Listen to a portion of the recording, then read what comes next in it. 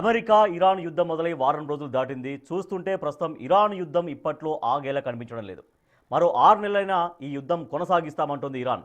ఇరాన్ను కంట్రోల్లోకి తెచ్చుకునే వరకు ఈ యుద్ధం కొనసాగుతుందని అమెరికా చెబుతోంది. మరి ఎవరు తగ్గకపోతే ఈ యుద్ధం ఆగేది ఎలా? ఇలాంటి యుద్ధాలని ఆపేందుకు మాత్రమే ఏర్పాటైన ఐక్యరాజ్య సమితి ఏం చేస్తోంది? రైట్ ప్రొఫెసర్ గారు, సో ఈ యుద్ధం ఆపడం కోసం ఐరాస తీసుకోవాల్సినటువంటి ఇనిషియేషన్ ఏంటి? ఎప్పుడు ఐరాస నేరుగా రంగంలోకి దిగే అవకాశాలు కనిపిస్తున్నాయి?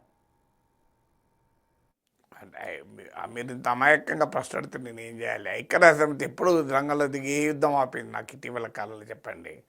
ఇరాక్ యుద్ధం ఆపిందా? ఆఫ్ఘనిస్తాన్లో యుద్ధం ఆపిందా? ఉక్రెయిన్ యుద్ధం ఆపిందా? లిబియా మీద యుద్ధం అమెరికా దాడిని ఆపిందా? గ్రీన్లాండ్ మీద అమెరికా బెదిరింపులు ఆపిందా? ఇండియా పాక్ వార్ ఆపిందా? కంబోడియా థాయిలాండ్ల మధ్య ఘర్షణ ఆపిందా? Congo conflict ఆపిందా? మీకు పాకిస్తాన్ ఆఫ్ఘనిస్తాన్ల మధ్య ఘర్షణ ఆపిందా? ఇండోనేషియా దేన్ని ఆపింది కనుక? ఇరాన్ ఇరాక్ వార్ ఆపిందా? మీరు ఏ యుద్ధాన్ని ఆపలేదు కదా. మనం ఈ యుద్ధాన్ని ఆపుతున్న భ్రమల్లో ఉండడం ఎందుకు? ఐక్యరాజ్య సమితి ఒక ఆర్గనైజేషన్ మాత్రమే. అది ఇంటర్నేషనల్ పవర్ డైనమిక్స్నే రిఫ్లెక్ట్ చేస్తుంది. ఇంటర్నేషనల్ పవర్ డైనమిక్స్ను రిఫ్లెక్ట్ చేసే సంస్థకు ఎక్కదొక్క అధికారం ఉంది, శక్తి ఉంది అని అనుకుంటే అది మన అమాయకత్వం అవుతుంది తప్ప రియాలిటీ కాదు. రియాలిటీ ఏంటంటే గ్లోబల్ పవర్ డైనమిక్స్ ఏమున్నాయి. సో ఆ గ్లోబల్ పవర్ డైనమిక్సే యుద్ధాలను ఆపాలి. ఇప్పుడు మీకు ఆల్రెడీ తుర్కియే, ఖతార్, ఒమన్ ఈ దేశాలు కొంత ప్రయత్నాలు చేస్తున్నాయి మీడియేషన్ కొరకు. కానీ సమస్య ఎక్కడ వస్తుంది అంటే మ్యాక్సిమలిస్ట్ పొజిషన్ అంటారు ఇంగ్లీష్లో. ట్రంప్ ఏమో సరెండర్ కావాల్సిందే, ఇరాన్ మాకు లొంగిపోవాల్సిందే, ఇరాన్ సుప్రీం లీడర్ని మేమే నిర్ణయిస్తాం, లేదైతే ప్రతి 5 ఏళ్ళకోసారి వెళ్ళి మేము యుద్ధాలు చేయలేము, మేము చెప్పినోనే మీరు పెట్టుకోవాలి అంటారు. అంటే ఒక రకంగా ఇరాన్ను అమెరికా వలస దేశంగా మార్చండి అని ట్రంప్ డిమాండ్. ప్రపంచంలో సెల్ఫ్ రెస్పెక్ట్ కలిగిన ఏ కంట్రీ అయినా ఇంకో బలమైన దేశం మీరు వలసగా ఉండండి మాకు అని ఒప్పుకుంటారా? మనం ఒప్పుకున్నాం మా బ్రిటిష్ వలసవాదాన్ని. 200 ఏళ్ళు పోరాడాం కదా రవి అస్తమించిన బ్రిటిష్ సామ్రాజ్యం పైన. అందువల్ల ఇరాన్ ఎట్లా ఒప్పుకుంటుంది? మీరు సరెండర్ కాండి, మీ నాయకుడు ఎవడో మేమే నిర్ణయిస్తాం. ఇప్పుడు వెనుజులాలో అదే వాదన పెట్టాడు. ఇప్పుడు క్యూబాపై దాడి చేస్తాం, మార్కో రూబియో మా ఫారిన్ మినిస్టర్ క్యూబా ప్రెసిడెంట్ అవుతాడు అంటాడు ట్రంప్. కెనడాను తీసుకొచ్చి 51st స్టేట్గా అమెరికాలో కలపమంటాడు. గ్రీన్లాండ్ను అమెరికాలో కలిపేయండి అంటాడు. సో ఇది ఒక ప్యాటర్న్, ఇది ఒక ఇరానే అనుకుంటే పొరపాటు. ఇది ఒక ఇస్లామిక్ కంట్రీ కనుకనే అంటున్నాడు అనుకుంటే కూడా పొరపాటు. ఇదేదో ఆయతుల్లా ఖమేనీ లాంటి దుర్మార్గుడు పాలనలో ఉంది కనుకనే అంటున్నాడు అనుకుంటే పొరపాటు. మరి గ్రీన్లాండ్ అమెరికాలో కలపమని ఎందుకన్నాడు? డెన్మార్క్లో అమెరికా తరహా డెమోక్రసీ కదా. కెనడాను 51st స్టేట్గా అమెరికాలో కలపమని ఎందుకన్నాడు? కెనడాలో అమెరికా టైప్ ఆఫ్ డెమోక్రసీ ఉంది కదా.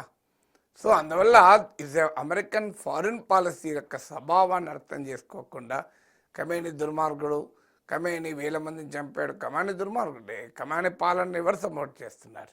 అదొక మత పాలన, అదొక నిరంకుశ పాలన. అందువల్ల దాన్ని ఎవరు సపోర్ట్ చేయడం లేదు. కానీ అని చెప్పి ఇరాన్ను తీసుకెళ్ళి వలసలుగా మార్చాను అమెరికాకు అంటే బ్రిటిష్ సామ్రాజ్యవాదం భారతదేశాన్ని పాలించిన రోజుల్లో మన రాజులందరూ గొప్పవాళ్ళని చెప్పి మన బ్రిటిష్ వారి మీద పోరాడమా? మన రాజులు దుర్మార్గులు ఉన్నారు, ఆ బ్రిటిష్ వాడు నయమని అన్నామా? అనలేదు కదా. మన రాజుల సంగతి తర్వాత చూసుకుంటాం, మొదలు బ్రిటిష్ వాడు వెళ్ళిపోవాలన్నాం కదా. మొదలు తెల్లదొరలు పారదొరలు అయితే తర్వాత మనం చూసుకుందాం అనుకున్నాం. సో ఎవరైనా అంతే కదా. అందువల్ల అమెరికా ఇరాన్ను వలస దేశంగా మార్చుకోవాలి అని అనుకుంటే ఇరాన్ అంగీకరించడానికి రెడీగా లేదు. ఎందుకంటే ఇరాన్ అనేది బనానా రిపబ్లిక్ కాదు. ఇరాన్ ఏమైనా పూర్తిగా చతికిలబడ్డ బలహీనమైన దేశం కాదు. 1000 సంవత్సరాల నాగరికత ఉన్నటువంటి దేశం, చరిత్ర ఉన్న దేశం. ఆ దేశం ఎందుకని అలా పూర్తిగా లొంగిపోతుంది? అందుకే ఇరాన్ ప్రెసిడెంట్ ఏమంటున్నాడు? మాతో తుర్కియే, ఒమన్, ఖతార్ లాంటి ఈజిప్ట్ లాంటి మిత్ర దేశాలు శాంతి చర్చల ప్రస్తావన తెచ్చాయి. కానీ మేము వాళ్ళకి చెప్పాము, యుద్ధం ఎవడైతే మొదలు పెట్టారో వారిని ఆపమని చెప్పండి, ఆపాల్సింది మేం కాదు కదా అన్నారు. యుద్ధం ఎవరు మొదలుపెట్టారు? ఇరాన్ ఇజ్రాయెల్ పైన అటాక్ చేసిందా? ఇరాన్ అమెరికా పైన అటాక్ చేసిందా?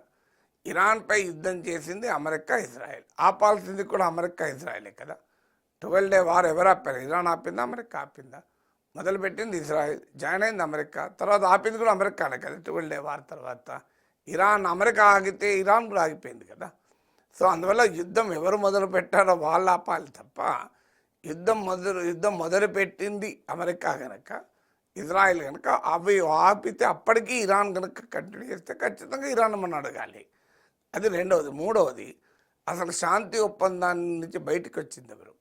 2015లో బరాక్ ఒబామా ప్రెసిడెంట్ అయినప్పుడు మీకు ఇరాన్తో ఒప్పందం కుదుర్చుకున్నారు.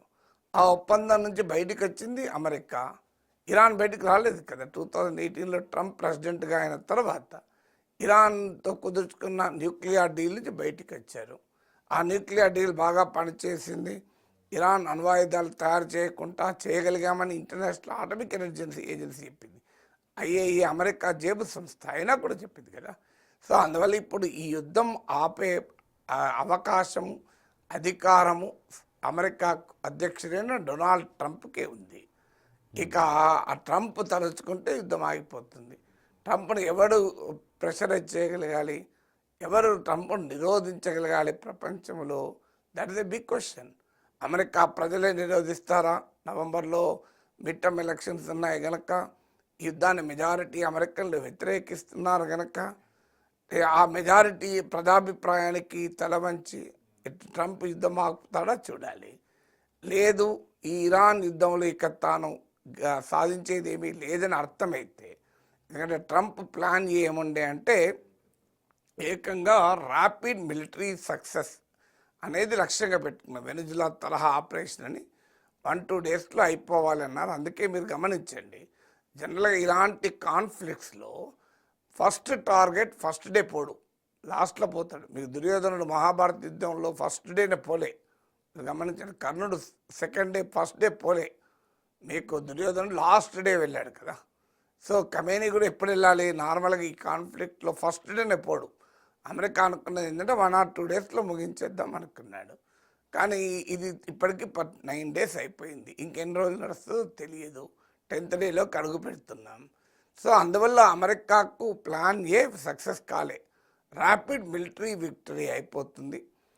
అండ్ ఇరాన్ రిలీజియస్ లీడర్షిప్ పతనం అవుతుంది.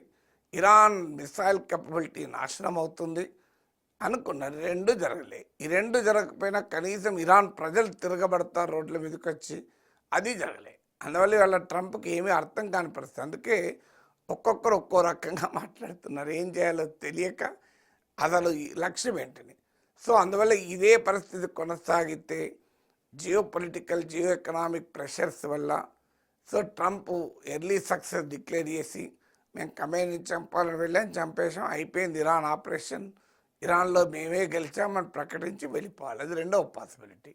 మూడవ పాసిబిలిటీ, ప్రపంచమంతా ఏకమై అమెరికాను రెసిస్ట్ చేయగలగాలి. కానీ అది సాధ్యమయ్యే పనే కాదు. ఎందుకంటే ఇరాన్ కొరకు రష్యా, చైనాలే స్వయంగా రంగంలో దిగడం లేదు. ఉక్రెయిన్ కొరకు అమెరికా, యూరోప్లు ఇప్పటికైనా రంగంలో దిగినాయా? దిగి ఉంటే యుద్ధము ఏదో ఒకటి తేలేదు కదా. పోతే థర్డ్ వరల్డ్ వార్ అయిపోయినా పోయేది, లేకపోతే ఆగిపోయేది. కానీ అమెరికా, యూరోప్ నేరుగా రష్యాతో ఘర్షణ పడడానికి ఉక్రెయిన్లో సిద్ధపడలే. అందుకే ఆ వారు 4 ఏళ్ళుగా నడుస్తుంది. ఇప్పుడు కూడా అమెరికాతో నేరుగా ఘర్షణ పడటానికి రష్యా, చైనాలు సిద్ధంగా లేవు. అందువల్ల ఈ యుద్ధం కూడా ఆ అవకాశం కూడా లేదు. ఎందుకంటే ఈ ప్రపంచమంతా ఒత్తిడి చేసి ఆపగలిగే పరిస్థితి లేదు.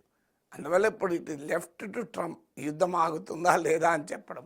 పోనీ ట్రంప్ను అడుగుదామంటే ట్రంప్కే తెలియదు. ఎందుకంటే ట్రంప్ ఏ రోజు ఏ టైంలో ఏ నిర్ణయం తీసుకుంటారో ఆయనకే తెలియదు. మనకెలా తెలుస్తుంది?